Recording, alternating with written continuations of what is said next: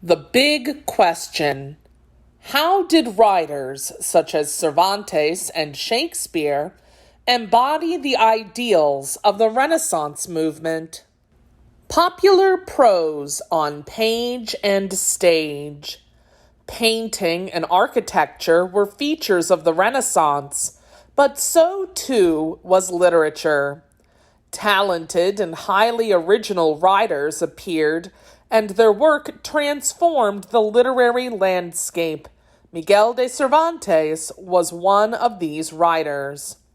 When Miguel de Cervantes published the first part of Don Quixote in 1605 CE, the novel was read widely by literate members of society. It became a popular novel in later centuries. It has been translated from Spanish into more than 100 languages. Only the Bible has been translated into more languages than Don Quixote. Bad luck trails a good man. Miguel de Cervantes was born in Spain in 1547 CE. As a young man, Cervantes published some poems, but he did not set out to be a writer. Instead, he became a soldier.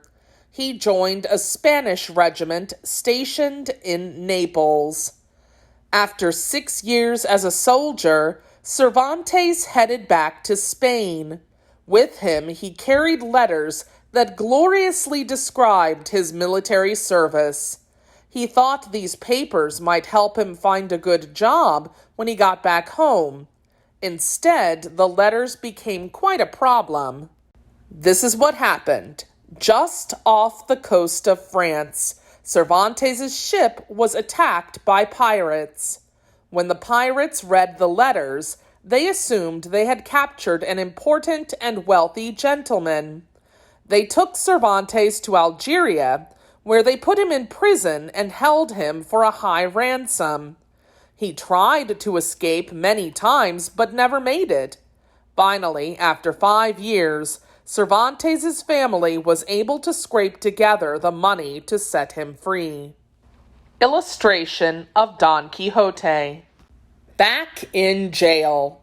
When a soldier with a distinguished war record returned from battle, he could usually get a good job with a nobleman. But Cervantes received no such reward. So there he was, 33 years old and out of work. What to do? Why not try writing again? And boy, did he write. Cervantes churned out dozens and dozens of poems and plays. Although people liked his work, he still didn't make much money. To put bread on the table, he took a job with the government. In one of his government jobs, Cervantes got into trouble again. He was working as a tax collector, a job that's not likely to help anyone win a popularity contest. Once, when he had collected a lot of tax money, Cervantes felt anxious about carrying it as he traveled along the roads. He left the money with an innkeeper he thought he could trust. When he returned to get the money, the innkeeper had run off with it. The government held Cervantes responsible for the stolen money. Since he couldn't repay it all, he was thrown in jail. Some people believe that while Cervantes was in jail, he came up with the idea for Don Quixote, and perhaps even wrote some of the book behind bars.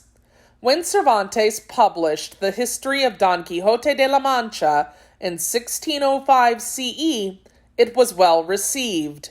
It made Cervantes famous, but not rich.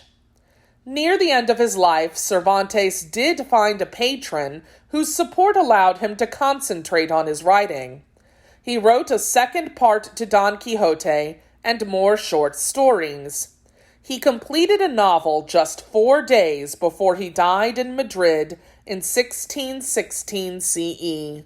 What's so great about Don Quixote? Don Quixote was written about 400 years ago. Why has it remained so popular? For one thing, much of the book is very funny. There's a story that once the King of Spain was looking out a window when he saw a man who, while reading a book, kept slapping his leg and roaring with laughter. "I'll bet," said the king, "that he's reading Don Quixote." Cervantes wrote Don Quixote to make fun of books about romance and chivalry.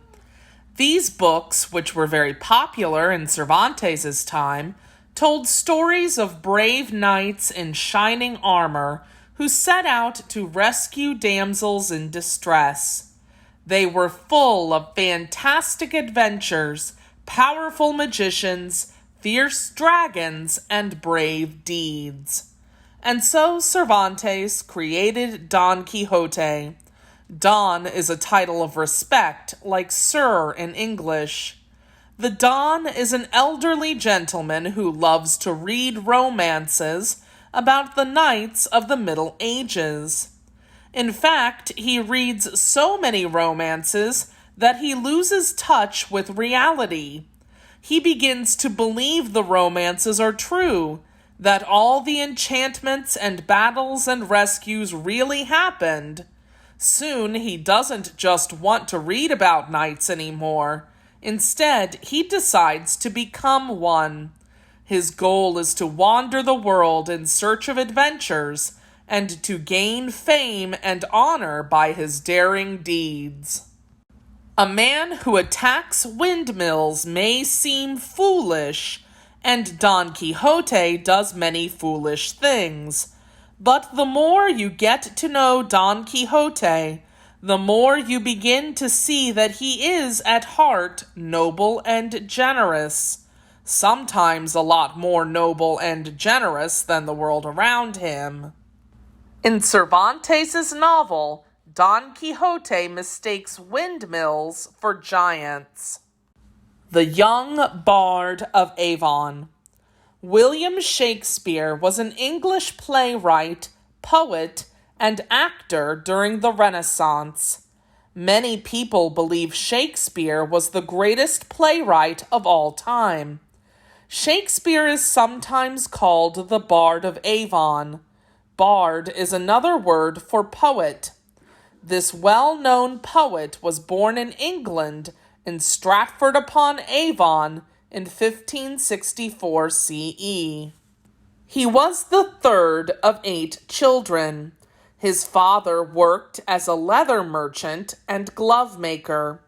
During Shakespeare's early years, his father served as bailiff, something like an officer of the law, of their town, and the family seemed pretty well off. In Shakespeare's time, well-off boys attended school. Girls stayed home. Young Will probably spent long hours learning Latin, Greek, the Bible, and English history. It seems he didn't enjoy school much. In one of his plays, he described the whining schoolboy with his satchel creeping like a snail unwillingly to school. Shakespeare married Anne Hathaway. It's believed that Shakespeare met his wife near her family home. Today, many people visit this home, now known as Anne Hathaway's cottage. By the time Shakespeare reached college age, his father had become so poor that he owed money, couldn't pay taxes, and didn't show his face in public for fear of being thrown in jail. It's likely that the Shakespeare family didn't have enough money to pay for a college education for William. What did William do when he finished his schooling? No one knows for sure. The Lost Years. There's a lot about Shakespeare's life we don't know. No one even knows for sure the exact date of Shakespeare's birthday. Most of the information we have about Shakespeare comes from the town's official records of baptisms, marriages, and deaths. We also know a little from what his friends wrote about him. Over the years, scholars have closely examined the available documents, as well as Shakespeare's own writings, to put together a picture of the playwright's life. Sometimes parts of the picture are missing, and then scholars have to use whatever evidence they have to make an informed guess. We do know that 18-year-old William married 26-year-old Anne Hathaway in 1582 CE. Over the next few years, Anne gave birth to their daughter Susanna, followed by twins, a daughter named Judith and a son named Hamnet. After the twins were born, Shakespeare did not linger very long in Stratford-upon-Avon. We're not certain why he left, nor does anyone know what Shakespeare did during what are called the lost years from 1582 to 1592 CE. We do know that by 1592 CE, Shakespeare had arrived in London and was establishing a reputation as a playwright, actor, and poet. Some of his more highly educated competitors said his plays were vulgar, but the people loved his work, and the royalty also enjoyed them. His acting company frequently performed in the court of Queen Elizabeth and later for King James. Elizabeth I, Queen of England. Did you know that in Shakespeare's time, only men acted on stage? No women were allowed to be actors. The women's parts were played by young boys who still had high voices and no beards. The Globe Theatre. Many of Shakespeare's plays were performed in the Globe Theatre, which was built in 1599 CE on the south bank of the Thames River in London. The Globe was a wooden circular building with an open courtyard in the middle. The theater could hold up to 2,500 people. People who didn't have a lot of money could pay a penny to stand in the yard and watch the play. They were called the groundlings. Richer people could buy seats in the galleries, which were along 3 sides of the theater, and were covered by a roof to protect the audience from the sun or a sudden rain. Performances were given only in daylight and only in good weather. A performance at the Globe was different from most theaters today. Audiences could be rude and noisy. It was common for viewers to shout comments and throw objects on stage. There were no curtains on stage and hardly any scenery. Although the scenery was simple, costumes were often quite fancy. In 1613, a cannon fired as part of a performance of Henry VIII set fire to a thatched roof, and the theater burned to the ground. But if you visit London today, you can still see a Shakespeare play at the Globe, that is, at the new Globe Theatre. In the 1990s, the theater was rebuilt very near its original location. Scholars and architects worked together closely to make the new Globe as much like the original as possible. And so, as the bard himself said, all's well that ends well. Shakespeare's Words. These phrases and lines come from the pen of the man most people consider the greatest playwright of all time, William Shakespeare. Along with the Bible, the works of Shakespeare have had a greater influence on English language and literature than anything by any other writers. Have you ever heard any of these expressions? Tongue-tied, as quiet as a lamb, dead as a doornail, seen better days, eaten out of house and home. Have you ever come across any of these famous lines? All's well that ends well. A horse, my kingdom for a horse. If music be the food of love, play on. Sweets to the sweet. Romeo, Romeo, wherefore art thou Romeo? Something is rotten in the state of Denmark. To be or not to be, that is the question.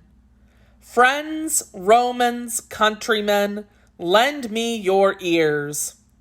All the world's a stage, and all the men and women merely players.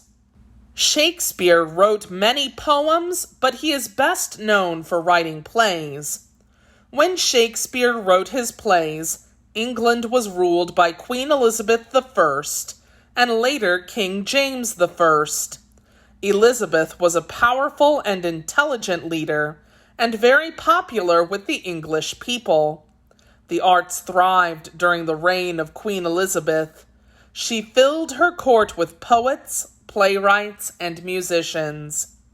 If you haven't read one of Shakespeare's plays yet, you probably will soon.